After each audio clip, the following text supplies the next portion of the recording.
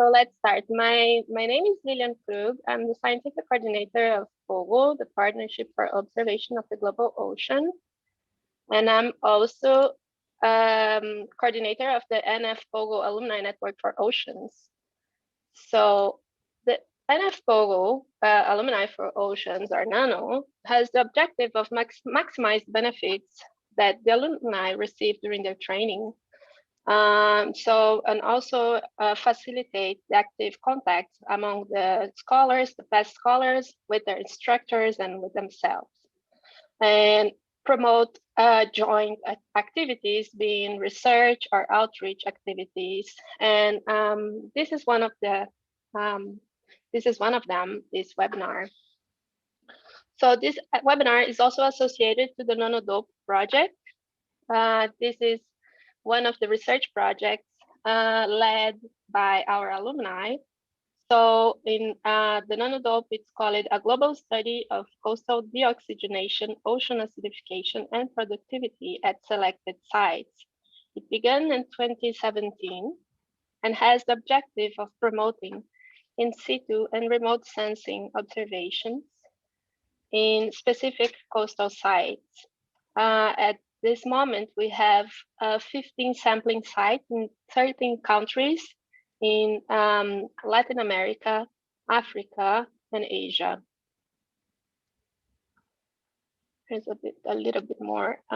Okay, and as I said, this is one of the outreach activities within the NanoDope project, the Nano Webinar series, which is where we invite alumni to talk a little bit about their research and any subject of interest in ocean-related matters.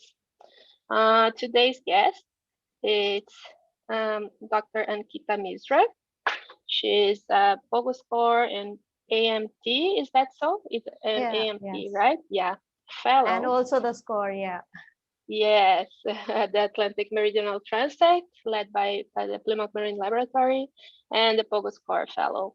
Dr. Ankita is currently working as a research support officer at the University of Malta on the Watercolors project in collaboration with the Italian National Research Council.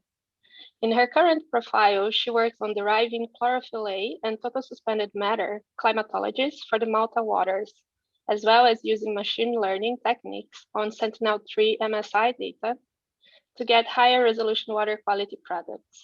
The data generated in this project will be made available through an online portal with an aim to enable stakeholders such as fishermen, scientists, as well as local environmental agency to make informed decisions regarding the utilization and management of the marine resources. Dr. Misra has completed her PhD at the Indian Institute of Technology in Bombay on the topic of satellite-derived bathymetry, where she used optical and microwave remote sensing data to derive that. Dr. Misra has been working on various projects related to satellite oceanography and coastal zone management for the last 10 years. She is a past POGO Atlantic Meridional Transect Scholar and a POGO Scholar Fellow, during which she worked at the Plymouth Marine Laboratory in the United Kingdom and Ifremer in France. The title of her presentation is Satellite-Derived Bathymetry, Measuring Depths from the Sky. So Ankita will present for about 30 minutes, and then after that, we will open for questions from the audience. As I said before, these can be, you can switch on your camera and mic to make the question, or you can type them in the chat room. Ankita, thank you very much. Yeah, thanks, Ika. Yeah. Go So should I start? Yes, please. Yeah. So hi, everybody. I'm Ankita Mishra, and basically I'm a research support officer with University of Malta. And I'm involved in deriving climatologies for total suspended matter and chlorophyll. But today I'm going to discuss on the topic of satellite-derived bathymetry because I worked on this topic for 5 years as a part of my doctoral studies. And I thought that whatever little knowledge I gathered during my PhD, I should share with other POGO scholars because, you know, they're sort of my people. So, yeah, so I'm going to start off with basically the whole reason why I took up this PhD topic because during this period in my group, there was the need for bathymetry, temporal bathymetry. And in most cases, when you're doing coastal engineering studies, it is this that is the most lacking. That is, in situ measurements on a temporal basis is always lacking. So in most cases, we are dependent on either sonar data, either on JEPCO or ITOPO. Now, if we go for in situ measurements using sonar and radar on a temporal basis, it is always very expensive. Hence, the best way to go about this was to try to see if we could use satellite-derived bathymetry for our project. So these were the aims and objectives of my doctoral study. And basically, during this presentation, I would be showing you a lot of results. So I'll be going a bit faster. In case you have some questions, please feel free to ask. Or if you still want to talk to me directly, please mail me and I'll be ready to answer whatever you want to know. So during this, sorry, I would prefer that we leave the questions for after your presentation. Yeah, sure. Yeah, okay. So it doesn't interrupt you. Okay. Yeah, sure, yeah. So basically, the 4 main objectives that I was trying to address. First was to see if instead of the normal algorithms, I could use machine learning for bathymetry estimation. The second, I wanted to see that if I use machine learning, derive satellite bathymetry, can I actually use it for real world applications? The third objective was something like using the microwave remote sensing data for bathymetry estimation. Now, the reason for using both of this is because optical remote sensing can be used for bathymetry between 0 to 25 meters. Now, that also depends on the kind of clarity of water of your study region. And microwave remote sensing, basically you can derive depths from 10 to 50 meters. So as you see, there is a synergy between the depths, like you can actually combine both of them together and get a longer spatial coverage in terms of the depths.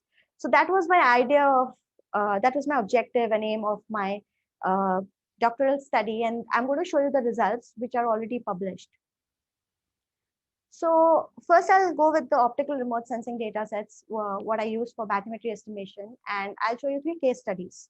The first case study will demonstrate how the machine learning technique which I chose, that is support vector machine, performed better than the usually used linear models.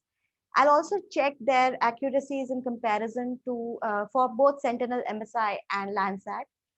And finally, I will basically check whether I can use this SDBs that I produce for a coastal monitoring study.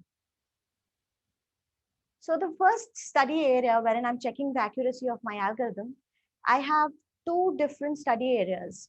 So one you can see is Sint Maarten Island, which is this area. And the other is Amelin Inlet, the small area which is marked with red. So the reason why I took these 2 separate study areas was because this region is basically clear water region. And this is a tidal inlet wherein you can see a lot of turbidity. So one of the important objectives was to see that if machine learning can help me derive depths in turbid and non-turbid conditions. So because this particular study was done in collaboration with UNESCO, IHE, and Deltares, I procured all my data sets from them. And the 2 satellite imageries that I used, one was from Landsat 7, and the other was Landsat 7 ATM imagery, and the other was a Landsat 8 OLI imagery. Now, this is 2 important things. There are 2 important things that I need to mention here. When you do optical remote sensing, you need to make sure that your in situ measurements and your satellite data sets have a temporal compatibility. So they should be at least near to each other temporally. And the other thing that you need to make sure is that the tidal values during the procurement of the in situ measurements and also during the satellite overpass. Now this should match with each other. And if it is not, then you have to make sure that you do a tidal correction to your final outputs. So this is very important. So for those of you who are actually working with SDBs, you have to make sure that you apply the tidal corrections. Now, I'm just going to run through this. So a general methodology for obtaining satellite bathymetry is, pre-processing of the data set. That generally involves atmospheric correction, radiometric calibration, and land-water separation. Now, the radiometric calibration is converting the DN values to reflectances. Now you can use DN values also or radiances, but reflectance is generally the most considered method. The second thing is to use an atmospheric correction algorithm. Now for this part of my study, which was done in 2015, I had used Flash, but over the period of time, I shifted to Acolyte based on the literature. But I have also seen that there are all these algorithms react differently to different environmental conditions. So if you're doing STBs, yes, yet again, you must choose the appropriate atmospheric correction method, which is correct for your study region. So now I'll just directly go to the bathymetric algorithm part. Just a second. Yeah. So there are two main algorithms which are widely used for bathymetry estimation, and you can see a lot of papers, conference papers on them.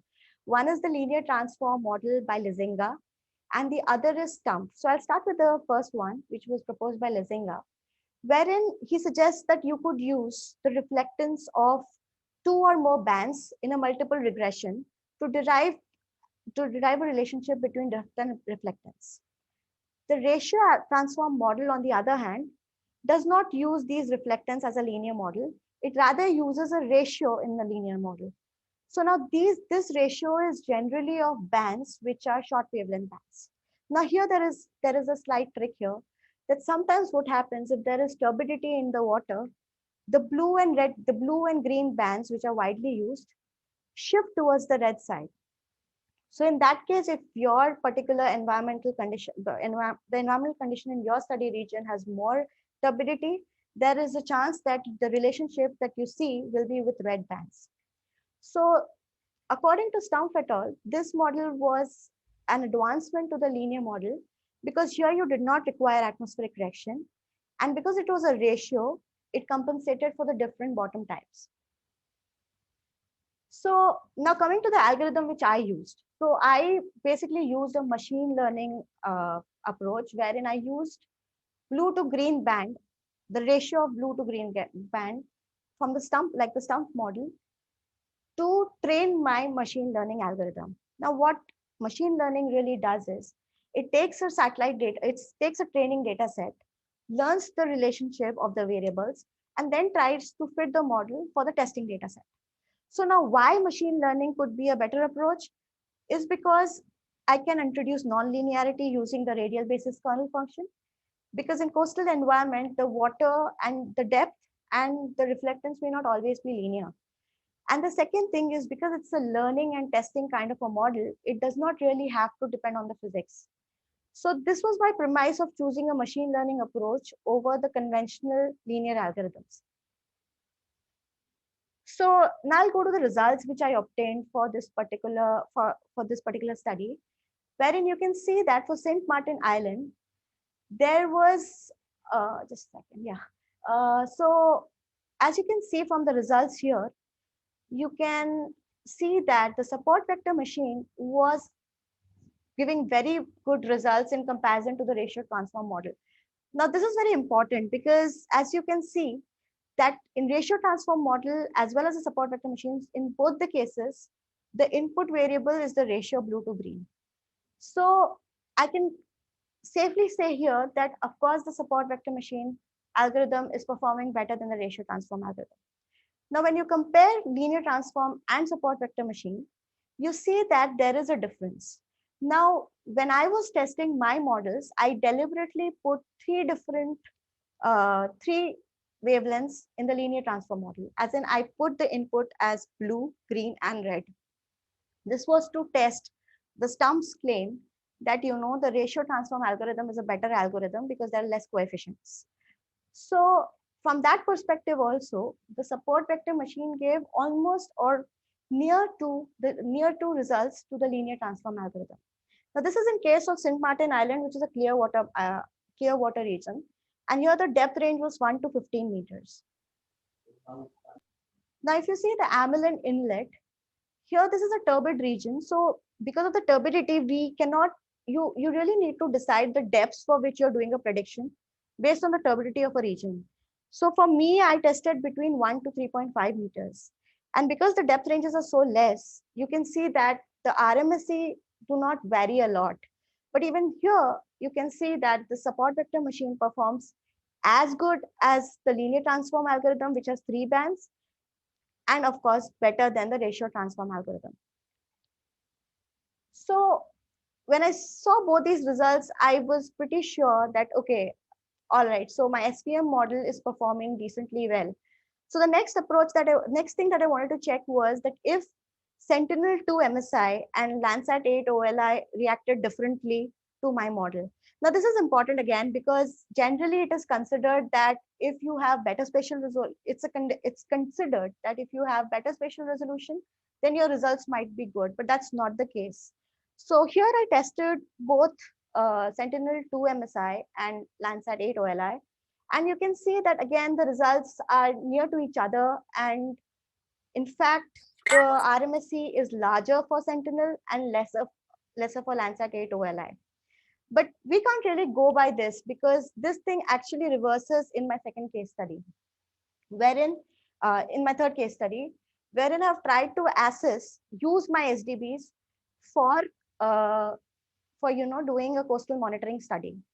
Now, before I come to the Sentinel and Landsat part, I'll like to give you a bit of an introduction as to this case study area. Now, this is India, and this case study area is located in the eastern coast of the country. This place called Puducherry, which is an actual study area, is basically an area which is extremely notorious for coastal erosion. So many coastal protection measures have been taken in this region, and none of them have worked. And that is the reason why the government of India decided to take this particular measure to protect the shoreline. So what they did was they constructed 2 reefs and in between conducted an artificial nourishment. So now the objective here using SDBs was to see that if actually this particular coastal protection measure was doing any good to this particular coastline. And the approach which we took was to use the satellite derived bathymetries to see this. Now coming back, like a bit back, to check which is better, whether Sentinel is better or Landsat is better. And here you see it's exactly the opposite. So the conclusion which you can get from both these exercises is that it's not that Sentinel is better or Landsat 8 is better. The thing is, the best thing to do with both of these data sets, because they are freely available, is to ensure that they are used complementarily. Why? Because Sentinel-2 MSI has a temporal resolution of 5 days and Landsat 8 has a temporal resolution of 16 days.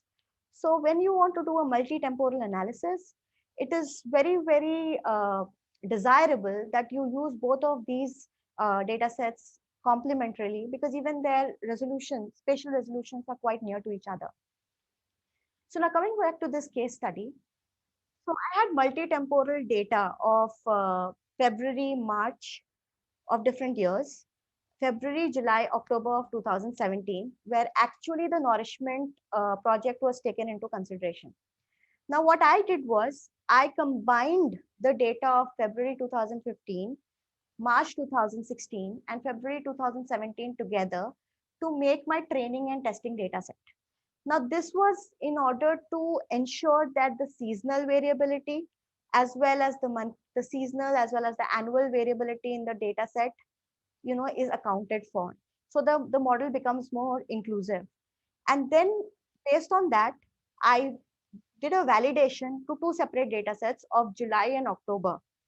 And finally, I used this data sets of January 2018 where no in situ measurements were available. I just used the model which I created to predict the bathymetry.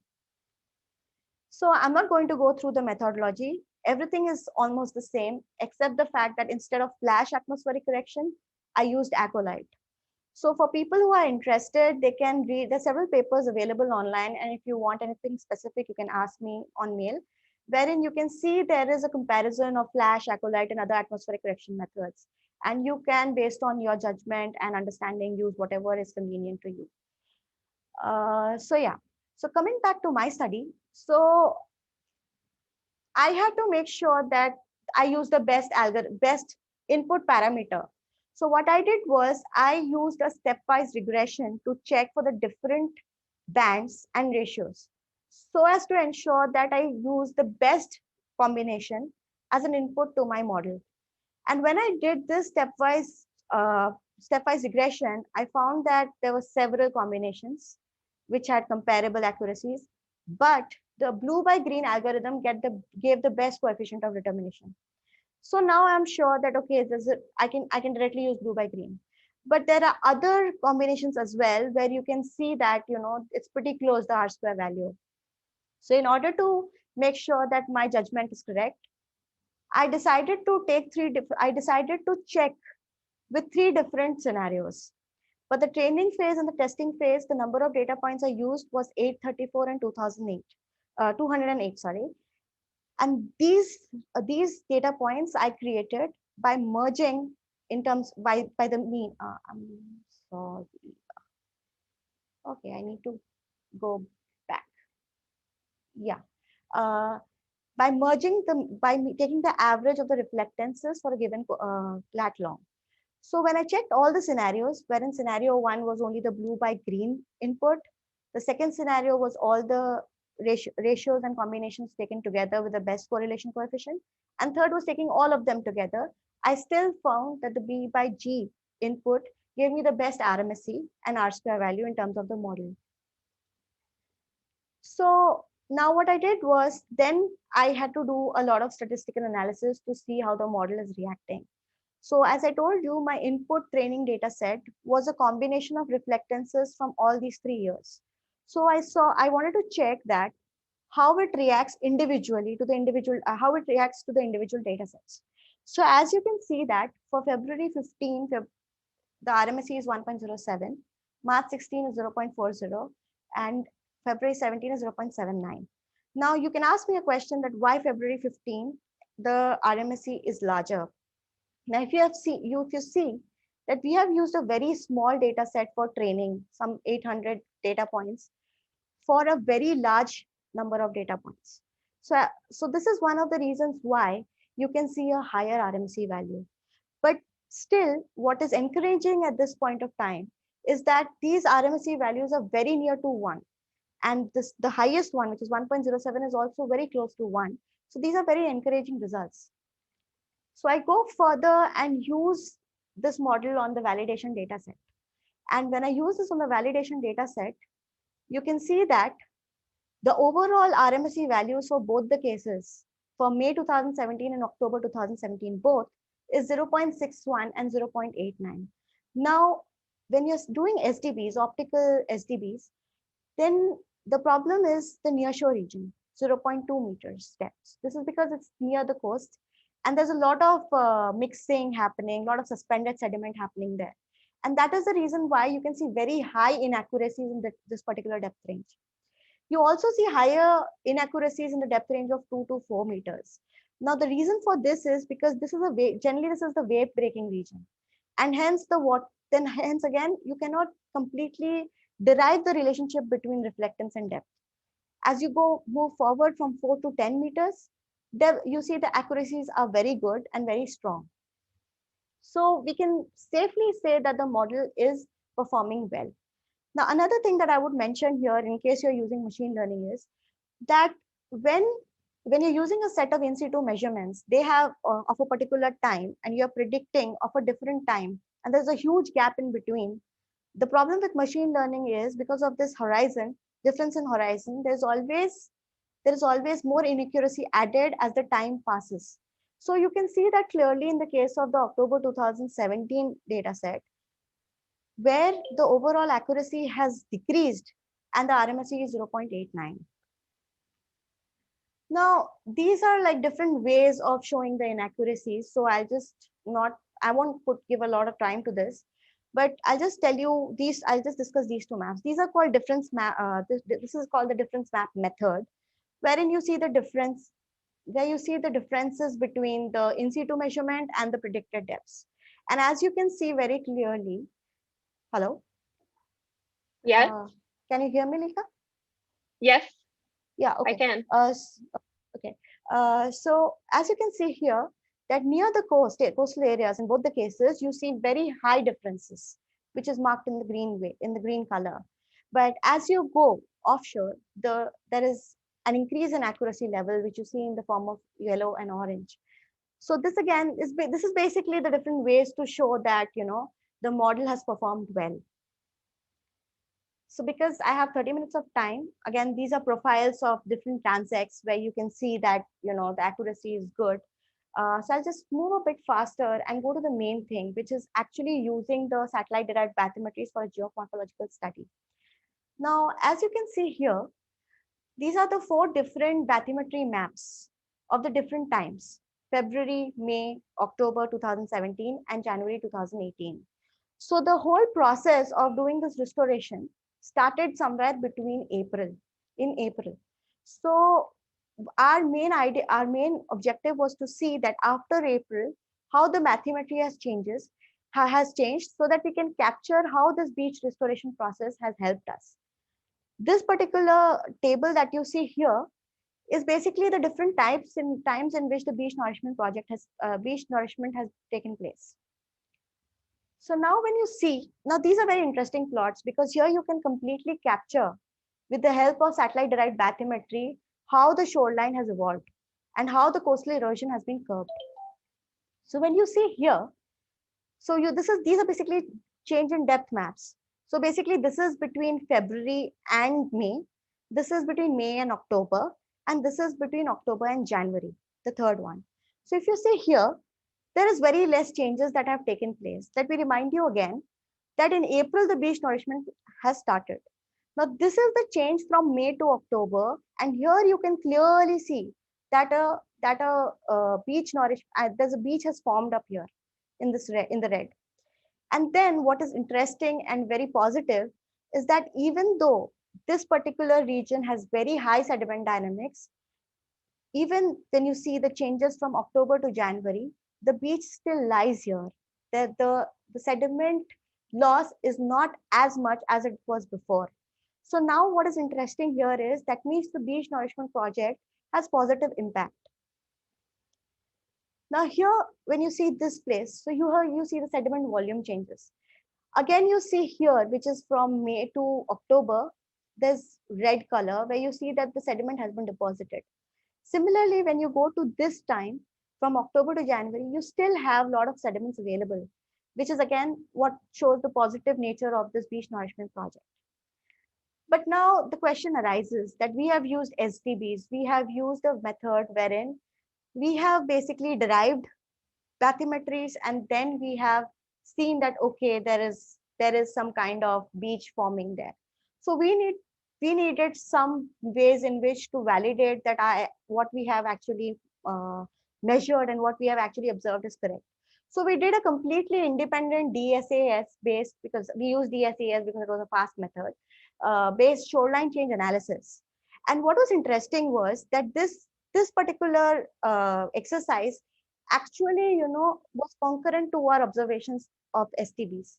So if you see here, from February 2017 to May 2017, about 83% of the transects here showed erosion, and only 17% showed accretion.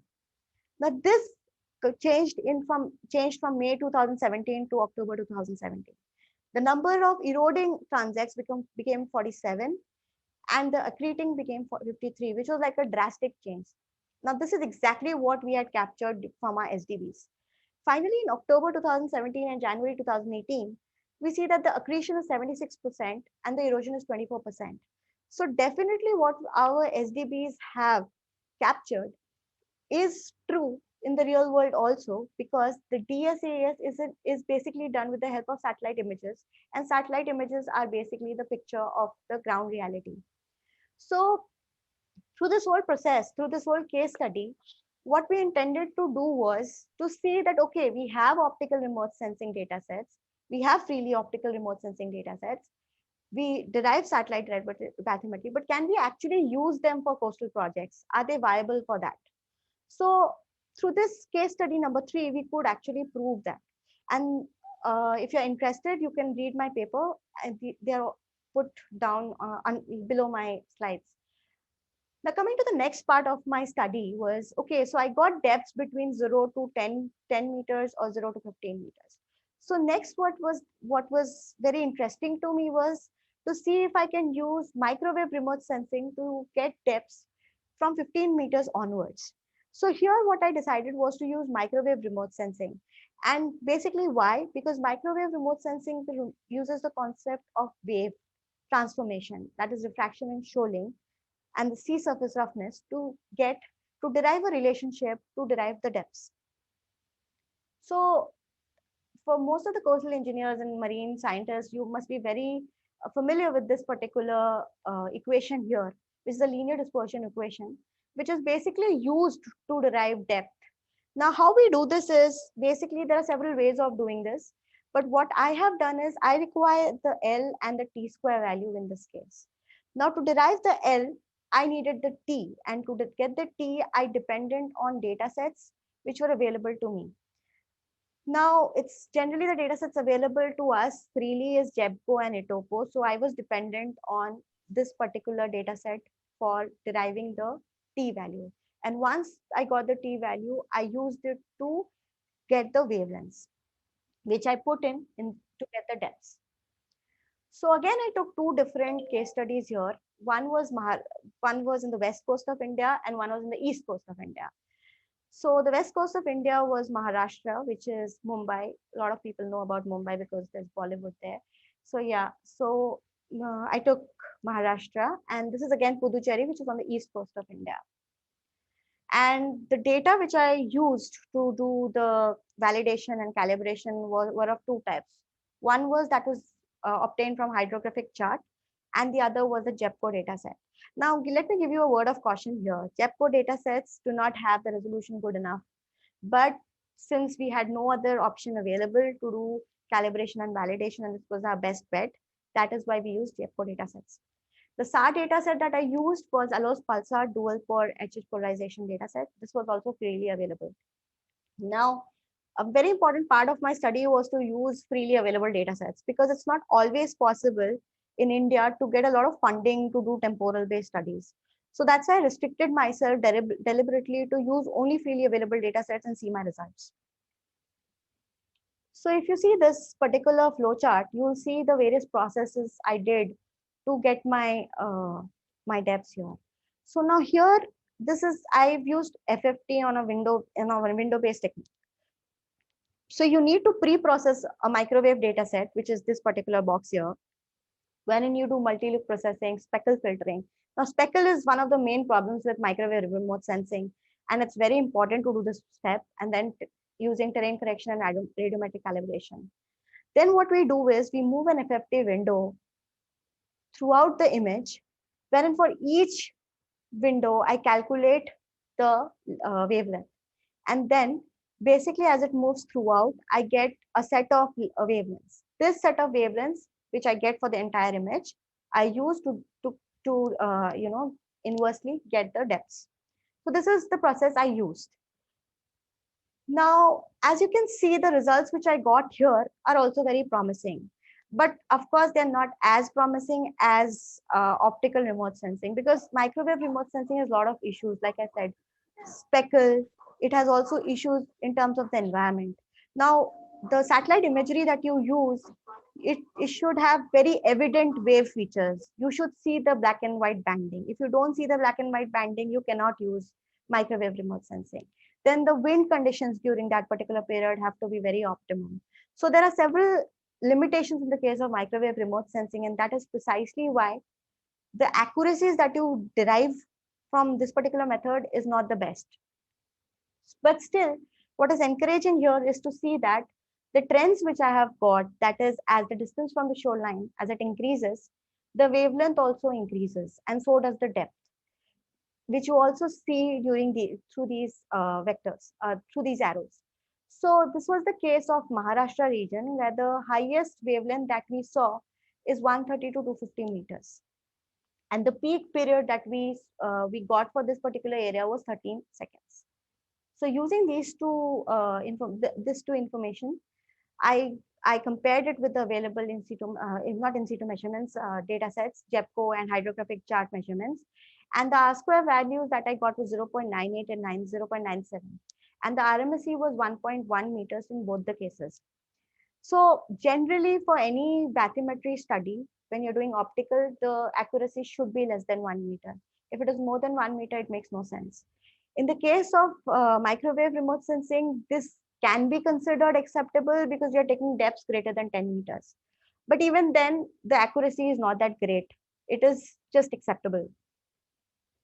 Similarly, for Puducherry region, which is a smaller region, and another interesting thing that you see here is, although this is not a very clear image here because of the PowerPoint presentation, the waves that you cannot really see the waves here, which I could see, of course, on my image processing software.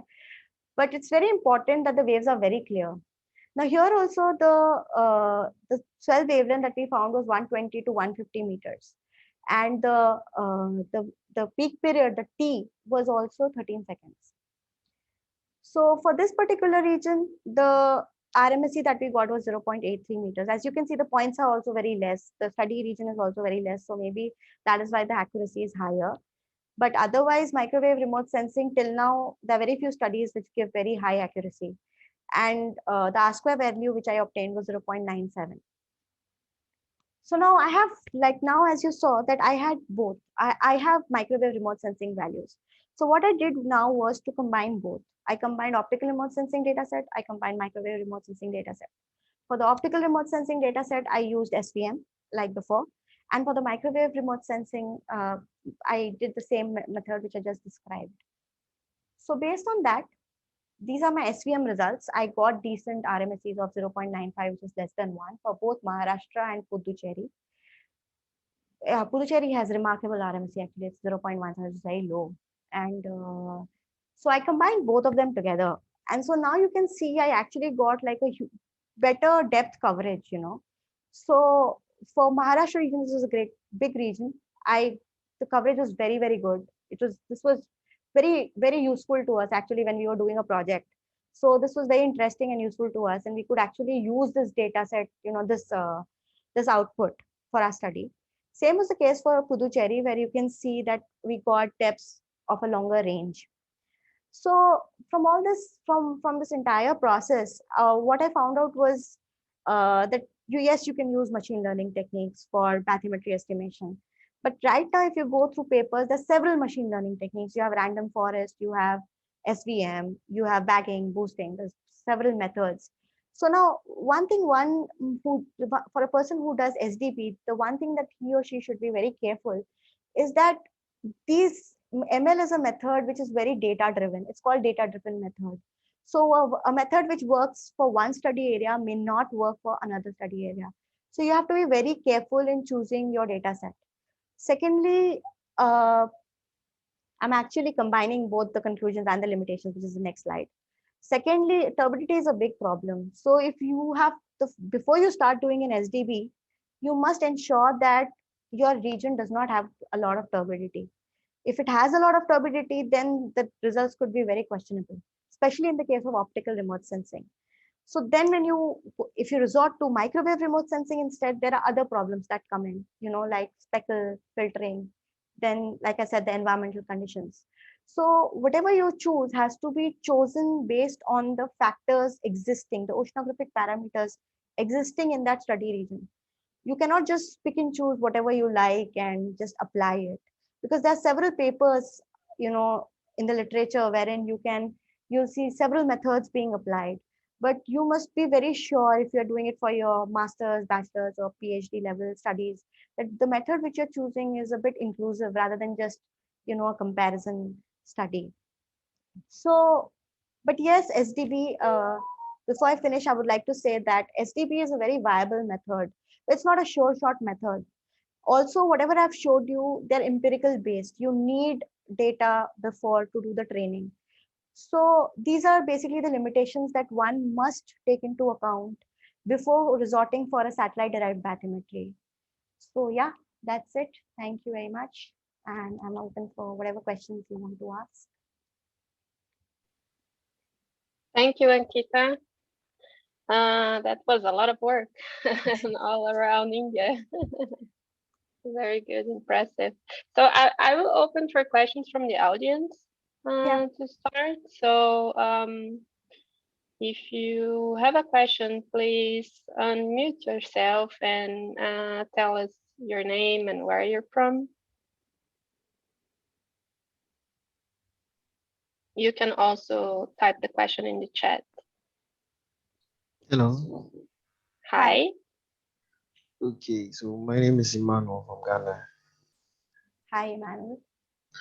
Okay, so I wanted to ask if someone is planning on doing a similar work in our region, the West African region, and he has little knowledge on this topic, how best does the person start? I mean, like, it looks like so much work, and if someone is planning to do that for a period, how best does the person start? Like, where does the person start from? What do you think? Yeah, so should I answer? Like, are you done with your question? Yeah, okay. Yes. So, see, if you're just a starter, the basic first step is to try blue by green combination as a ratio and use a linear algorithm on it, you know. So that pretty much gives you a very good idea as to see whether SDB as a concept is working in your study region or not. And before that, there's a bit of understanding you should have of your region in terms of the oceanographic parameters. Like you should know the turbidity, you should know Secchi disk values, and etc. So whether your region is clear or not clear. So these are parameters you should be aware of before starting any SDB study as such. So yeah, if you're asking me the first step, I would suggest go read the Stumpf et al. 2003 paper and use blue by green algorithm, ratio algorithm for a linear regression. And that should pretty much be a good starter for you. Yeah. Thank you. A good start would be to email you and Kita and having your papers to read. Yeah, sure. Yeah. Or that's your PhD, right? Yeah, yes. Maybe the PhD dissertation. Yeah, sure. Yeah, because all my papers are published. So yeah, I have no problem. Yeah, sure. Yep. Yeah. Okay. Thank you, Emmanuel. Thank you, Luca. Okay, so Dr. Milton Campo from INPE Brazil has a question. Congratulations on your interesting presentation. He would like to know about your thoughts regarding the use of LiDAR active sensors for bathymetric mapping. If you I could have, comment on this topic. yeah, sure. I have not really worked on LiDAR as such because getting LiDAR data in India is not very easy as yet. So because my steps are empirical, so I need some initial LiDAR values. And if I don't have enough number of in situ LiDAR values, then I can't really run my model.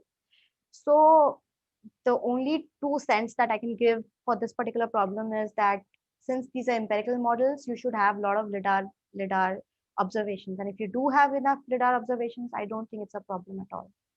Because this is a machine learning based algorithm and you just have to see if there is a relationship between depth and the LiDAR values. Yes. Of course, with corrections, you have to do corrections no matter what data you use.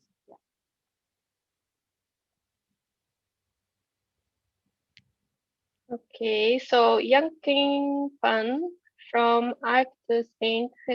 in Canada has a question about atmospheric correction. You used Aqualite in your study. Did you evaluate it or compare it with other atmospheric correction algorithms? Did you consider the thin cirrus cloud correction? Yes. So, okay, now this is very interesting. So I tested Flash, I tested Acolyte, and when I did with Flash, I did not, that time it was a very beginning of my PhD study, so I wasn't very familiar with Acolyte. But eventually what I realized was Acolyte was very good for coastal studies, and that is exactly what I observed when I tested several data sets. So what you're asking, I haven't tested that. But yes, I did test different atmospheric correction methods, and then I zeroed on Acolyte. Yes. And Kita, can you explain briefly for someone like me who doesn't understand what Acolyte does? What kind of product it uses? Yeah, so basically Acolyte is it's from Belgium. So it's a module which you can use for atmospheric correction and sunprint correction. So that is basically Van Helmont et al. I think if I'm pronouncing it right. So they have devised it, and it is particularly good for Landsat and Sentinel data sets and for coastal studies. So I came to know of it after I got some reviews in my paper, and I came to know, okay, so this Acolyte should be used instead. And that is when I actually tested the different, then I went ahead and tested different atmospheric correction methods. And I did see that Mhm. Acolyte was performing well. So yeah, that is it. So if you want me to, I can definitely send you the papers I've read of Van Helmont. Yeah. Okay, thank you. Two questions from Wen Hao Liu. First one, what do you think is the best solution for turbid waters, microwave remote sensing? And question number two, how to efficiently extract the boundary between water and land? So the best way, you have a lot of indices, you have NDW, etc., NDWI, etc. If you want to really separate it, what I used was the NIR band, and it was pretty decent actually. It was pretty fast and pretty decent. So that is how I separated the land and water. And in terms of your other question about turbidity, now I would like to mention here the idea of using machine learning was to try to isolate myself from a physical based model where turbidity can be a big influence. So yes, you can try machine learning techniques and see if they work for you. Microwave remote sensing, it depends, because microwave remote sensing are two kinds. You have wave-based approach and the current-based approach. The current-based approach is very difficult to perform. The wave-based approach, again, like I said, depends on a lot of environmental conditions and speckle. So when you have to satisfy everything, and then you get like the microwave data set and you apply. So if you're asking me to as turbidity as a parameter, or cloud cover as a parameter, of monsoon as a parameter, I mean monsoon as a constraint, then yes, microwave is good. But microwave has its own set of problems which you need to deal with. So if you want like a fast-paced thing and the turbidity is not really that bad, I think optical is pretty decent to go with. Okay. A question from Hakesh Kayasha. I hope I'm pronouncing correctly. Nice presentation. Could it be possible to derive bathymetry in high altitude lakes like glacial lakes? I don't work with lakes, and I think it should be possible. But As long I as you think have so. image. Yeah, you have an image and you have reflectances and stuff. Yeah, but yeah, you can actually read a very good paper in remote sensing of environment. If you write to me, probably I'll send you that particular paper. I think they've done some work with lakes. I'm not sure if they are ice covered lakes, glacial lakes, but yeah, they are lakes. That's for sure because I read it. So if you want it in particular, I can forward it to you if you write to me. Yeah. But I Yeah, have, maybe. yes. Sorry. Yeah, Go yeah, on. please, Sun. Yeah. No, I was just suggesting maybe you could add your email address on this slide, on your thank you slide, Yeah, I can and do that. people Yes. can contact you. Yeah, yeah, sure. Mhm.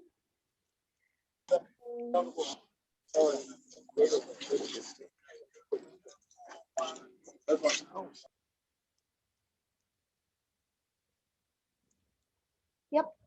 There you go. Perfect, thank you. So next question is from Dahir Omar. Okay. Nice presentation, Ankita. Thank you very much. My questions are, number one, Mhm. is the presentation and recording going to be available? And number two, can SD be used for inland water bodies? And number three, can the same sample data be used for different epochs? Same sample So data. Yeah, so I'll just go yeah, by the other side. I think by epochs you mean temporal. Please correct me if I'm wrong in your message. Yes, so this is exactly what I think you're talking about, different time periods. Can the same model be used for different time periods? I think that's what you're asking. And this is exactly what we try to address in this case study 3. So that is so basically a machine learning model that you take depends upon the kind of training data set that you have involved. If your training data set captures a lot of variability, it will be a more inclusive model. If it does not capture a lot of variability, it will be a very restricting model. So in order to capture the seasonality in my data set, I used the training data of 3 different years prior to my actual year. So yes, but like you also saw, and I also mentioned during my presentation, is as the time difference between the time in which the training data set was procured and you are predicting increases, the inaccuracies also increase. So yeah, there will be inaccuracy if there's a long gap in between. Second that you asked me was inland waters. Yeah, so inland water, see, I haven't worked for inland waters as such. So by inland water, I mean rivers. So I think what you could try would be to see if a better these things are better spatial resolution data set, because this is 30 meters and you'll barely get any pixels to work on. So maybe if you want to try it out, you can try using this on data sets which have a very good spatial resolution. And the first question, And I think, Lika, was about the recording. Yeah. yeah, regarding the first one, the presentation and the recording going to be available. The recording will be available later on Pogo's YouTube channel. So once it's done, Nano will share in his social media the link for it. You can watch, and not only this one, but all previous webinar and the entire series is available there. Okay, thank you. Question from Nahin Alam. And that's a good one because not everyone is familiarized with remote sensing or anything. So can you explain what is atmospheric correction? Okay. So atmospheric correction could be anything. It could be sun glint, or there are particles in the environment which are basically hindering with the reflectance values. So unless you don't correct a particular satellite imagery for atmospheric correction, the reflectance that you see is not purely the reflectance, or not really the information that is purely the information needed for depth estimation in case of my study. Okay. So it has several other components attached to it. So what atmospheric correction does is it gives you the reflectance which can be actually usable by removing those extra information that have actually adulterated the reflectance value. So that is the reason why atmospheric correction is very important. So it could be anything. So it could, and also, which now that you've asked this question, I would like to add, sun glint removal is a very important step. Now the satellite imageries, and mostly which is used as a paper by Headley et al. You can also check that. I think maybe if you guys are interested, I could, whatever we discussed, I could put those papers together if you want so. But this sun glint is a very important part also. But in my case, Acolyte takes care of sun glint. And when I did the flash atmospheric correction, I did not do sun glint correction as such, because the satellite imagery itself did not show any sun glint. It was, the imagery visibly did not have any sun glint. So if you're asking me, yes, I took the liberty of going ahead with it.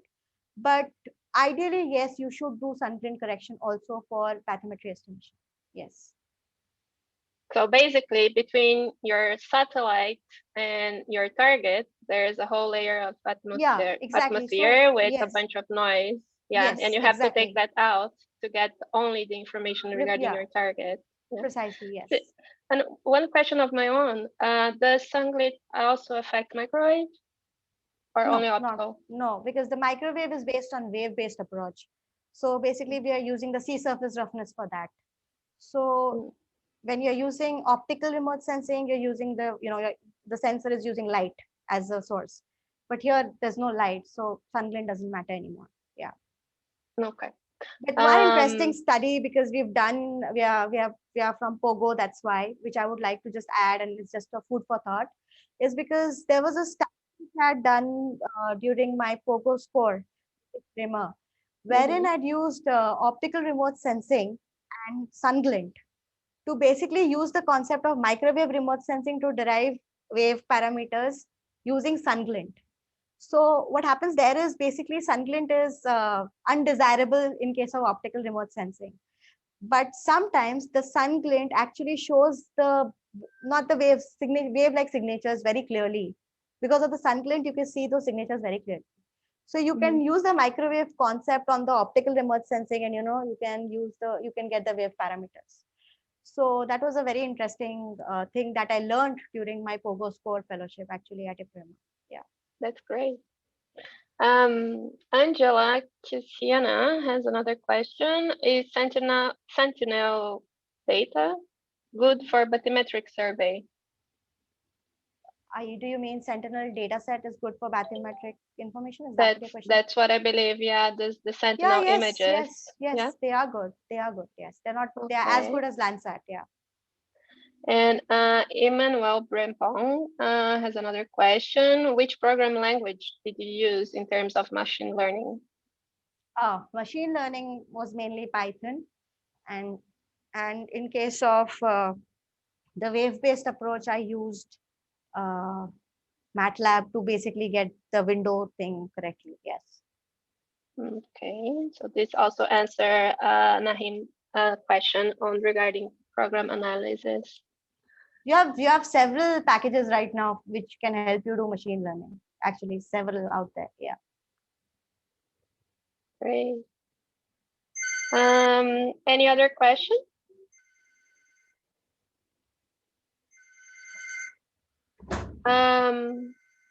I don't think there's any.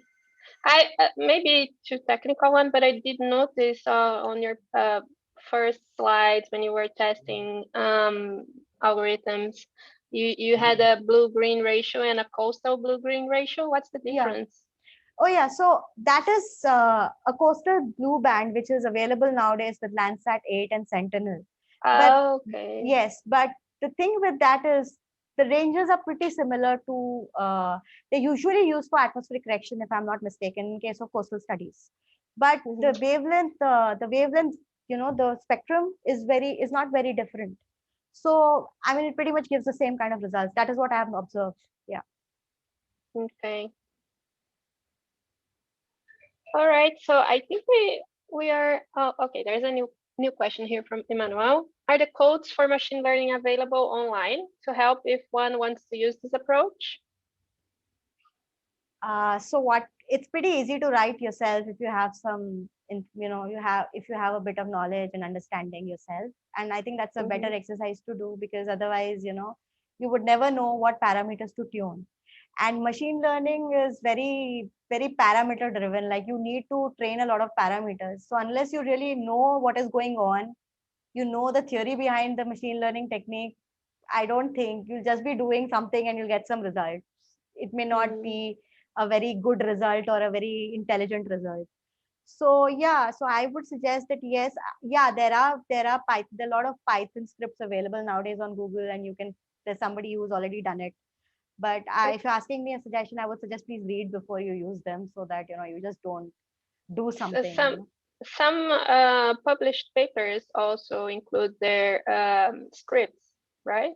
Yeah. Some of Yes. them, Yeah, they do. Yeah, yes. In fact, there's a paper which I'm trying to write forever right now, which I haven't as yet. Is basically we're trying to see if we could also publish our codes, on GitHub, but we haven't really done it, and I haven't really done it because of COVID, because I became too lazy. Yeah. So yeah. Okay, you see now that you have a waiting audience for that. Yeah. And the last question here from Wenhao Liu again, and he's from, or she, I'm sorry, this person is from the University of Florida. Okay. There's this, in one of the slides, you mentioned an overall standard deviation significant higher than the portion before, and why? Come again, I'm not getting your question. Yeah. Maybe Wenhao you can switch on your mic and ask yourself. I'm not very clear. Could you tell me which slide that is? Like, oh, I have not numbered my slides, sorry. There's a table. Okay, which one of them?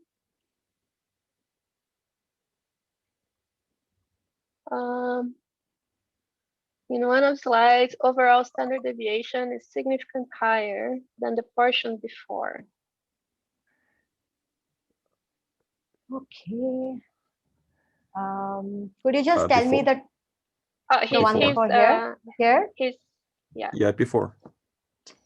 Okay. Thank you. Here? Before. No, before. Okay. I think that's where the No, results before. start. No, I don't hear. No, before. I know there's nothing before this. Yeah, this is where it all starts. I Yeah. remember there's. Okay, I'm going to run through it once more. You can just Okay. this one here, this one, no, this. No. I think it must be here somewhere. Here? Yes. Yeah, tell me. Yes. Yeah, what's your question, please? Can you hear me? Yeah, I Yes. can. Yes, please go ahead. For the first table, the overall standard Yeah. deviation is 1.91 and 1.97, but in the same row, the standard deviation is significant is significantly lower than the overall, and I just want to know why. Are you talking about the one here, the 1.97 and 1.90? Are you talking about that? Yes. Okay, so the standard deviation is the deviation from the mean, right? Do you understand that? The concept? Yeah, of course. Yeah. So honestly speaking, this is basically, that all depends upon the data. So when we go for SDBs, we mainly see the bias and the RMSEs and MAE because they are more interesting to us. Okay. So these numbers may not always have a lot of relevance. All right. So standard deviation is basically the deviation from the mean. Okay. So now if you can see the just a second. Huh? The mean here is 5.6 and the mean here is 6.94. All right. So this could be different for several reasons.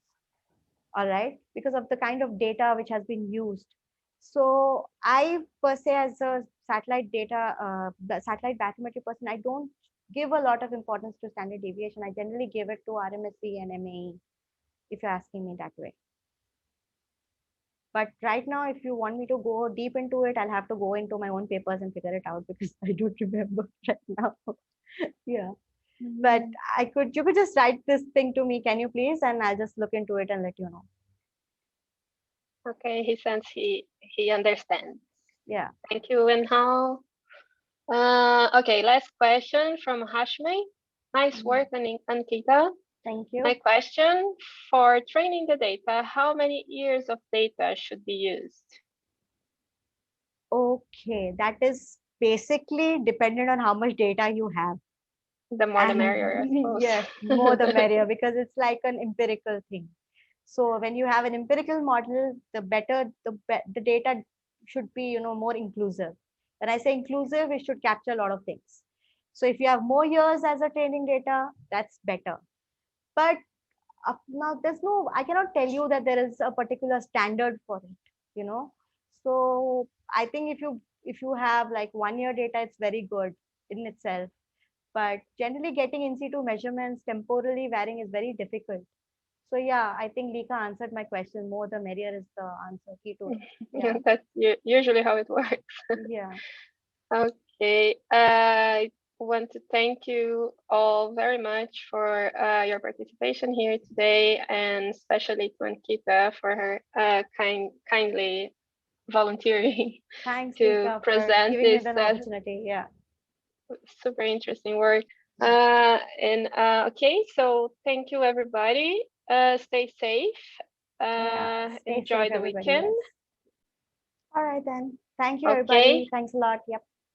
Thanks, Thank you very Lika. much, Ankita. Yep. Bye-bye. Bye, everybody.